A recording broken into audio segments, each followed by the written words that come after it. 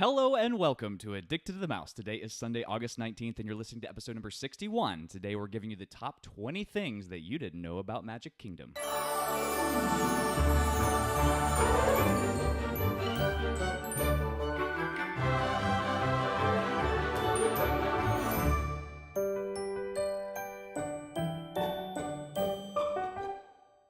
Hey everybody, Dan and Leslie here. Thanks for joining us this week. We are excited to introduce you to these top 20 things. Well, actually, I'm excited to be introduced to them as well. You don't know what they are. I don't know what they are. You know what most of them are.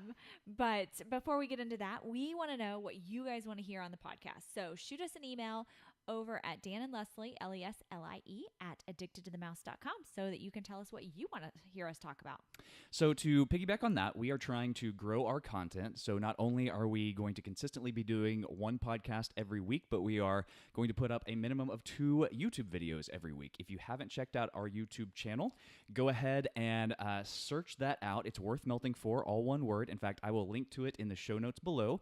Just click on it. It'll pull it right up. We are trying to grow that, and as long as we keep growing, we're going to keep adding good content over there. So if you're watching us on YouTube, great, thank you so much. If you don't mind, click that little subscribe button down there. You can actually click our logo in the bottom left-hand corner, and that'll subscribe you. Give us a like if you like what you see, and if you're listening to us on the podcast, check out the video podcast. We're doing a new thing now where this is going to be, and all future podcasts are going to be put on YouTube as a video, and we will show visuals of everything we're talking about so you can actually see the neat tips and tricks that we discuss on Addicted to the Mouse. So go on over to YouTube, Worth Melting For. Again, link in the show notes below. Yeah, lots of exciting things happening. I know, right? So the other thing is, as we grow, not only the podcast, but the YouTube, reach out. We want the engagement. We want to know what you want to hear, just like Leslie said. You can put comments below. You can shoot us an email, Dan and Leslie, Leslie, at addictedtothemouse.com. Subscribe to our newsletter. That's going to be coming out on a more frequent basis, and you can find that on the website, addictedtothemouse.com. So, yeah. What else? Oh, and follow us on social media. So Facebook, Instagram, and Twitter. My, oh my, we are busy people. Yes, we are. Okay. All right. So let's get into the top 20 things that you didn't know about Magic Kingdom. All right. I'm excited. Are you? All right. I am. Number 20. Are you ready? I'm ready. All right. So rolling out the red carpet. So as you walk into Magic Kingdom, if you look down, the concrete is actually tinted red. And this was done because Walt Disney wanted you to feel like they were actually rolling out the red carpet. Disney is an entertainment company, and that doesn't stop at the theme parks. As you walk into the Magic Kingdom, they wanted you to walk on that red carpet as if you were entering a show. Yeah.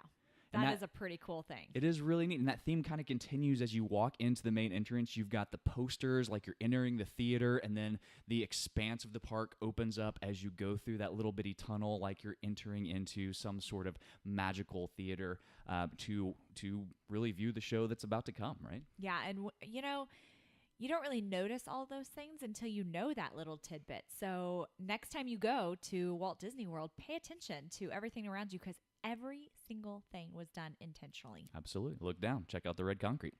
All right, so number 19, it is the flags. So if you have ever been to the Magic Kingdom, you know down Main Street, there are a bunch of flags on top of the buildings. Did you know that those American flags are not actually real American flags? Really? So the only true American flag is the one in Town Square that they have a ceremony for every evening at 5:15. They have an official retreat ceremony where they lower the flag. They actually pick a guest that is a military veteran to participate in that ceremony, which is actually really cool. Something I'd like to do one day. Yeah.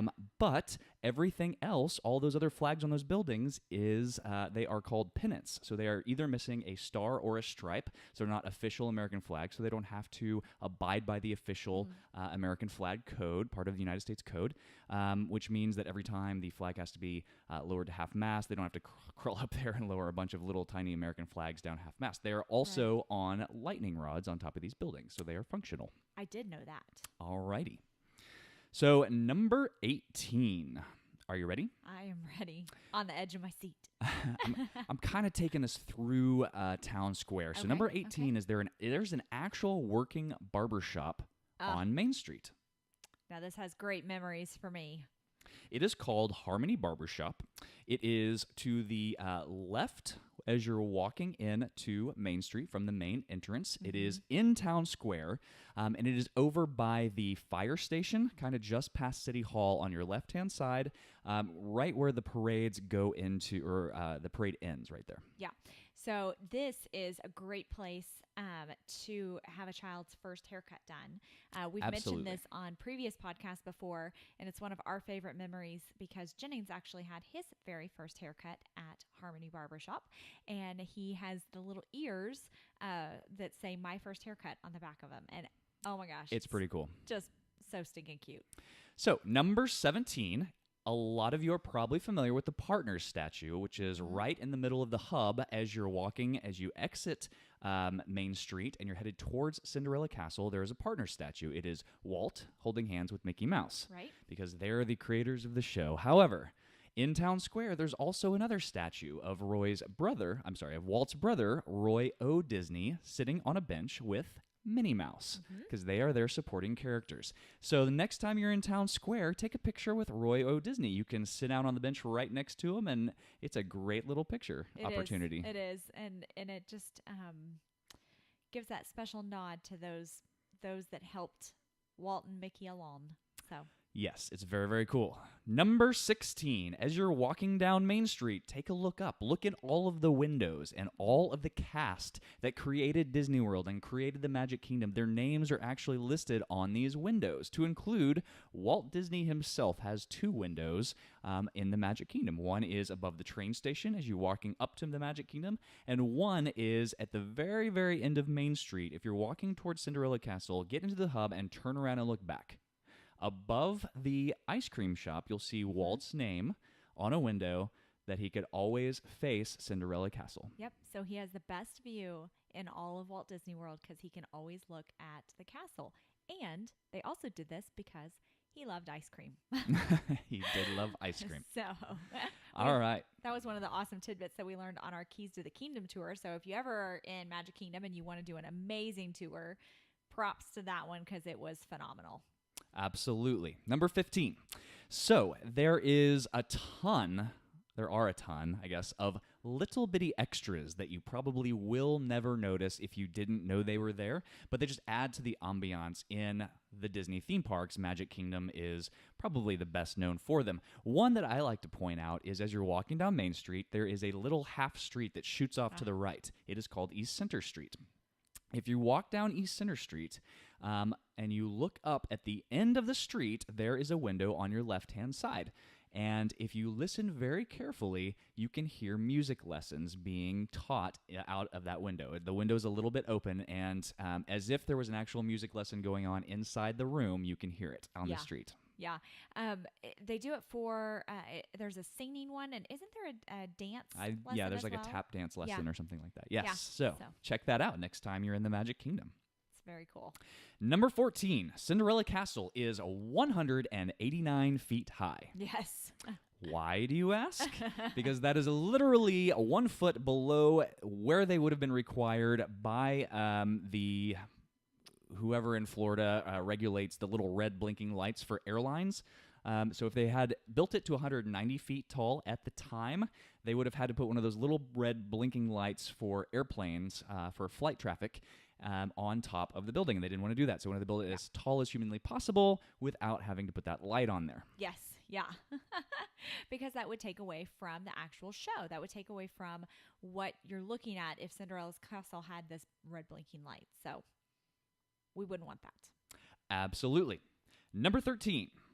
Disney uses what we call forced perspective. I say we like I'm doing it. What the Imagineers call it, well, what anybody calls forced perspective, I guess. So what that is they intentionally, I guess, modify the designs of certain things to where they look a certain way. They basically tricking your eye or your perspective, right? So one great example of this is the Cinderella Castle. So as you're walking towards Cinderella Castle, the bricks or the stones that look like they make up the castle are larger on the bottom, and they get smaller as they go up the 189 feet to the top of the castle, right? So the stones on the top of the castle are smaller than the stones on the bottom of the castle. Right. What that does is it tricks our eyes into making it look taller than it actually is. So it looks taller than 189 feet by that forced perspective. Yeah, I think that was a really cool thing that the Imagineers did in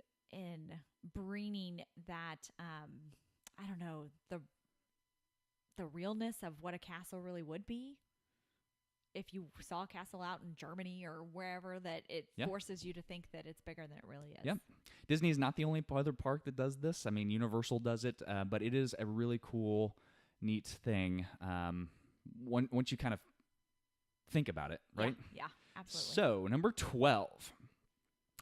You can't see other lands from the land that you're in. And so this was done on purpose as they were designing Disney World. Walt did not want to intermingle or intermix any of the lands, so you will never probably see a character from Tomorrowland walking through Town Square. They're going to use well, we'll talk about those here in a second, but you also can't get out of you won't be taken out of the current land that you're in. You won't be taken out of the show by seeing something else from another land while you're in that land. So as you're walking through Adventureland, it's all curvy and windy, but you can't see any other land from Adventureland, right? Until right before you enter. Right as you're making that transition. Mm-hmm. Absolutely. I think the only lands that kind of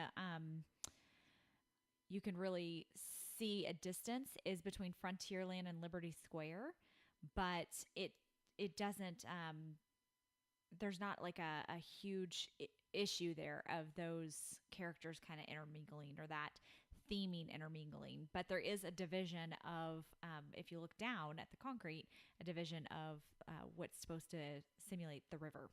Is it the Mississippi, I think? I don't know. I think so.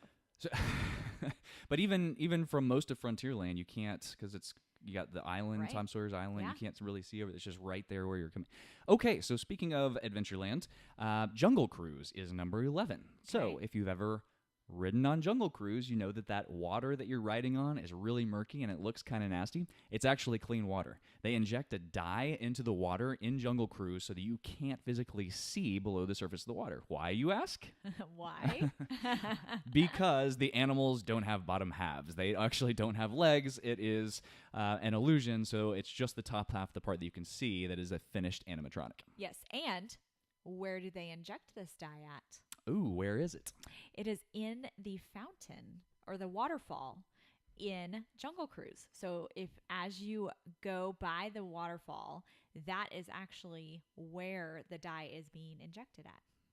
All right. Speaking of Jungle Cruise, that is our number 10. So number 10 is if you're listening to the background track while you're riding the Jungle Cruise, you can hear some tribesman, it sounds like a tribesman, chant.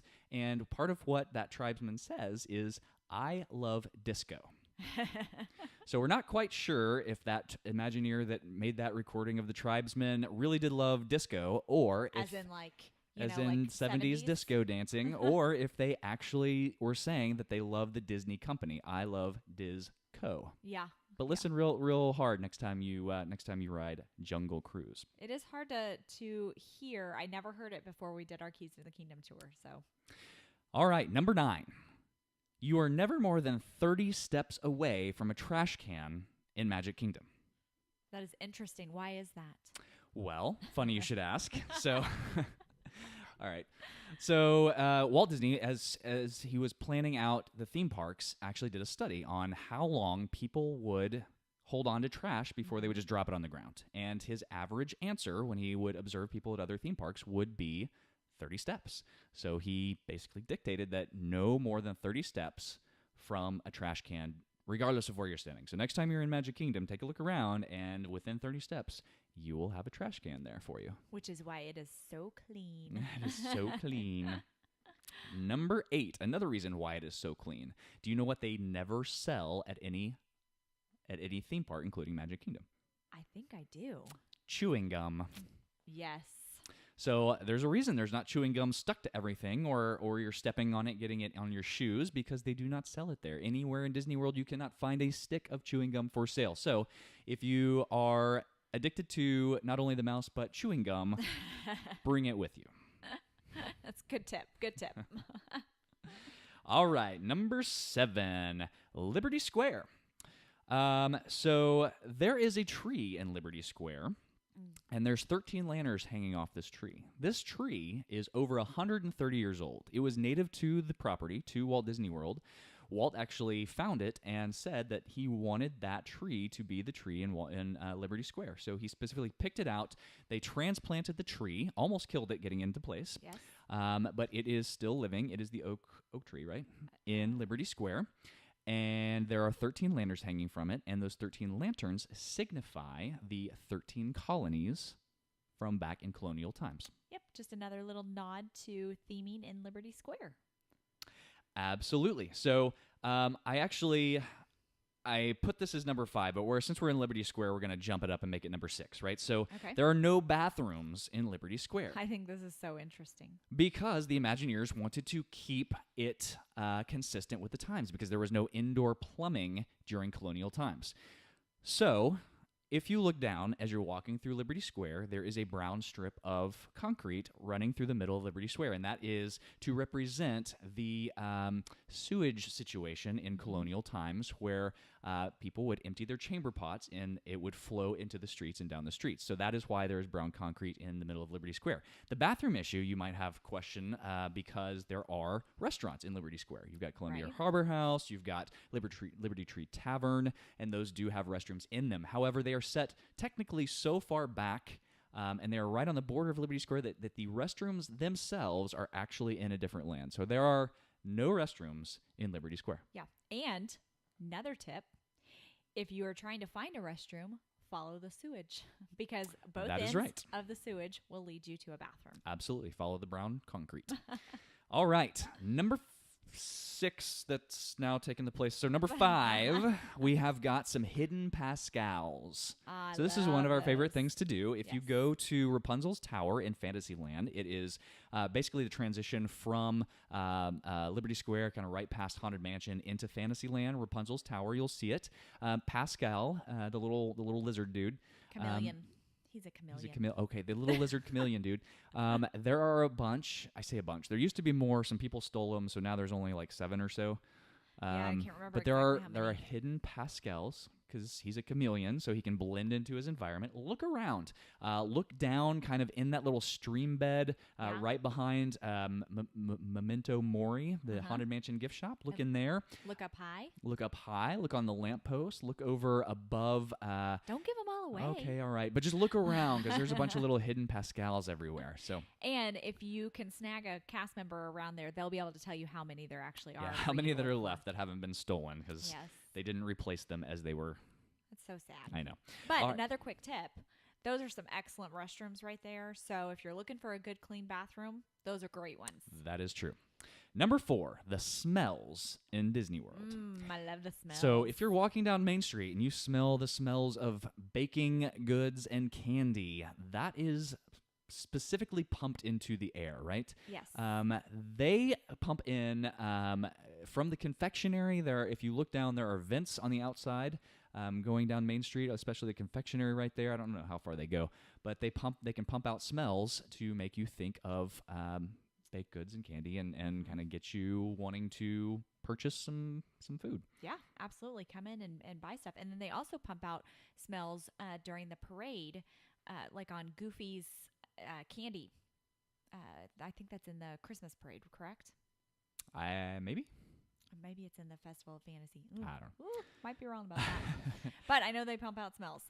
Number 3 are the Utilidors. So we talked about this on our video last week. Walt Disney realized really quickly when he built the Disneyland resort in Anaheim that he saw, I forget what happened exactly, but it was like a cowboy in Tomorrowland or something, or vice versa. Anyway, it was a character that was in the wrong land because there was no other way to get to wherever his shift was, his post for the cast member.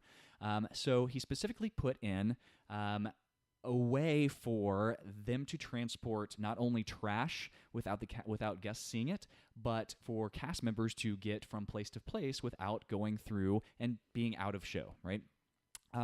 The second reason that these things are built is because actually, the reason that these things are built above ground is because you can't really build basements in the soils of Florida effectively, right? Yeah. So the first floor of Magic Kingdom is a tunnel system called the Utilidors, and this is the system where they run all sorts of utilities in the system. They run costuming. They run again, cast members going back and forth. We've taken a tour of these tunnels. Really, really neat. But it's under Main Street. It goes under Cinderella Castle, and it goes out in like a spoke pattern, so you can get to every land from underground. The floor that you actually see, so Main Street, Liberty Square, all the lands, that's actually built on the second floor of Magic Kingdom. Right. Yeah. It's pretty interesting. It is very interesting. And if you ever, once again, have a chance to do that tour, that's probably one of the coolest parts is getting to see behind the scenes and getting to see those Utilidors. Number 2, Cinderella Castle. Yes, that is Cinderella, no apostrophe S. Cinderella Castle has a guest suite inside of it. Oh, this would be a dream come true. So this guest suite was originally built for a Walt Disney himself because he had an apartment in Disneyland on Main Street. But unfortunately, Walt Disney died a couple years before Magic Kingdom got finished. So it was turned into a guest suite. Now, you can't rent this thing. You can't book it. The only way you can stay in this guest suite is by winning a sweepstakes of sorts that Disney World does from time to time, of which we've never won. So. Right. Or if you're like VIP, you can be invited to actually Or you can stay. be invited, but you can't book it or pay for it. Correct. It is a special VIP experience and one that I'm sure everyone would really, really want to do. But I would really, really love to do it. So if someone from Disney is listening. If we could just get into that thing once, that'd be great. Just one night. I just want to take a tour of it. Oh my gosh, I know. It would just be amazing to see. All right, number 1. Are you ready? The number 1 thing that you probably didn't know about Magic Kingdom? I'm ready for it. After the fireworks and after the park officially closes, or right at when the park officially closes, there is what most Disney fans call a Kiss Goodnight in the Magic Kingdom. Yeah. So what this is about 30 minutes after the park closes, they will light up the castle. It's like a blue or a pink or a purple hue. And then this voice comes on the loudspeaker.